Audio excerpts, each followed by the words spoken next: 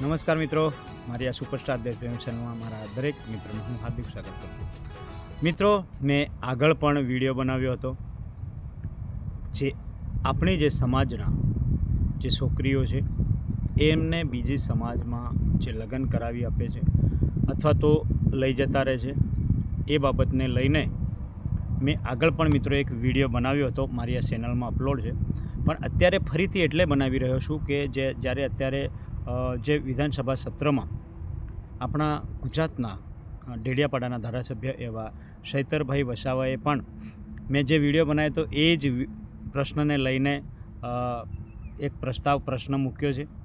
ત્યારે આપણે મિત્રો ફરીથી આ વિડીયો એટલે બનાવી રહ્યા છે કે હવે ચૈતરભાઈ વસાવાએ પણ કદાચ આપણો વિડીયો જોયો હશે અથવા તો એમના દિમાગમાં પણ આવા વિચારો ચાલતા હશે, એટલે કદાચ આ પ્રશ્ન મૂક્યો હશે. દોસ્તો, આપણે પ્રેમના વિરોધીઓ નથી, આપણે કોઈ પ્રેમીઓના વિરોધીઓ નથી, આપણને કોઈ પણ પ્રકારનો કોઈ પ્રેમ સાથે વિરોધ આપણે નથી કરતા. પણ દોસ્તો, આપણો કહેવાનો મતલબ કે કહેવાનો ભાવાર્થ માત્ર એટલો જ છે કે આપણી સમાજની દીકરીઓ જે બીજી સમાજમાં આપણી આદિવાસી એસટી સમાજને છોડીને સૌરાષ્ટ્ર બાજુ હોય કે અન્ય ગુજરાતમાં કોઈ પણ જગ્યાએ અમુક બીજી જ્ઞાતિઓમાં જે લગ્ન કરે છે, એ લોકો માત્ર ને માત્ર એવા હેતુથી લગ્ન કરે છે કે આપણું એસટીનું પ્રમાણપત્ર પણ મેળવે અને બીજા ઘણા બધા લાભો પણ મેળવી શકે, ત્યારે ઇલેક્શનો લડવા પણ કામ લાગે. તેવી જ રીતે અન્ય પ્રમાણે પણ ઉપયોગ કરે છે. આપણા આદિવાસી એસટી આપણી દીકરીઓનું શોષણ કરે છે. અને મિત્રો, અવારનવાર તમે જોતા હશો, આપણા બાળકો, આપણા પુત્રો જ્યારે અમદાવાદ, ગાંધીનગર, વિદ્યાનગર હોય યા રાજકોટ, અમરેલી, ગમે ત્યાં આપણા બાળકો અહીંથી કોલેજ કરવા યા ભણવા માટે જતા હોય છે, ત્યાં એમની દીકરીઓ સાથે આપણા કદાચ પ્રેમ સંબંધો આપણા બાળકોના બંધાઈ જતા હોય છે. મેં જોયા છે આ કિસ્સા, એટલે કહી રહ્યો છું, મારા જોયેલા કિસ્સાઓ શેર કરી રહ્યો છું મિત્રો.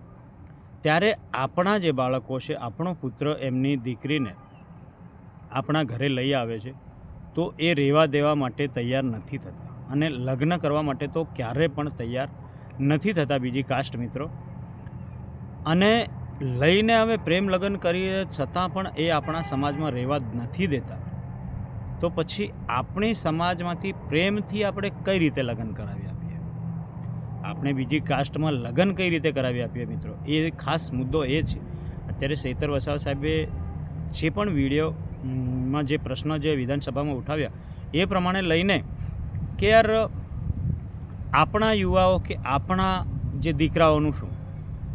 હા, એ લોકો એમની દીકરીઓને આપણા દીકરાઓ સાથે લગ્ન કરાવવા માટે તૈયાર થતા હોય, એ કોઈ પણ કાસ્ટ હોય, કોઈ પણ જ્ઞાતિ, કોઈ પણ ધર્મ હોય. આપણને ધર્મ જ્ઞાતિ સાથે પણ કોઈ મતલબ નથી દોસ્તો.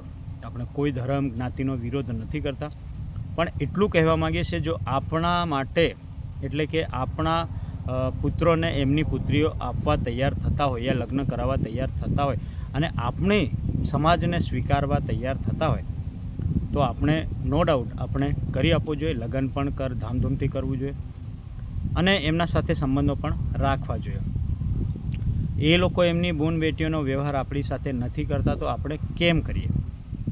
થોડો વિચાર કરો મિત્રો, કેમ કે મેં આગળ વિડીયો બનાવ્યો એમાં કીધું છે કે આદિવાસીઓ પૈસાના લાલચુ છે. તમે જોજો મારી આ ચેનલમાં વિઝિટ કરીને. ત્યારે અવારનવાર ઘણા બધા કિસ્સાઓ એવા ચાલી રહ્યા છે કે યાર આપણી સમાજના જે ખાસ કરીને આપણી સમાજની દીકરીઓનું શોષણ થઈ રહ્યું છે દરેક જગ્યાએ. હું તો એમ માનું છું કે આવી જ રીતે આપણી દીકરીઓને આપણે બીજી જ્ઞાતિઓમાં આપતા થઈ જશું તો ક્યાંક એવું ના થઈ જાય કે યાર આપણા દીકરાઓને પત્ની ના મળે, આપણા દીકરાઓ રખડતા થઈ જાય, એવું ના થાય. કેમ કે આપણી દીકરીઓ તો બીજી સમાજવાળા લઈ જાય, પણ આપણી સમાજના દીકરાઓ ક્યાંથી લાવશે? કેમ કે એ લોકો તો આપવાના નથી. તો જો તમે લગ્ન કરાવવા માંગતા હોય તો આ બંધારણ ઘડાવવું જોઈએ કે યાર એ લોકો એમની સમાજની દીકરીઓ પણ આપણી સમાજમાં લગ્ન કરાવી આપે અને સ્વીકારે, એક જમાઈ તરીકે આપણા દીકરાને પણ સ્વીકારે, તેમજ સગા સંબંધીઓ બનવા સ્વીકારે. સગા સંબંધીઓ બનવા સ્વીકારે તો છે જ, પણ માત્ર ને માત્ર આપણી છોકરીને લઈ જઈને સગા સંબંધીઓ ભણવા સ્વીકારે છે. તો એમની છોકરી આપવા તૈયાર થાય એ રીતનું બંધારણ પણ બનવું જોઈએ, કાયદો પણ બનવો જોઈએ.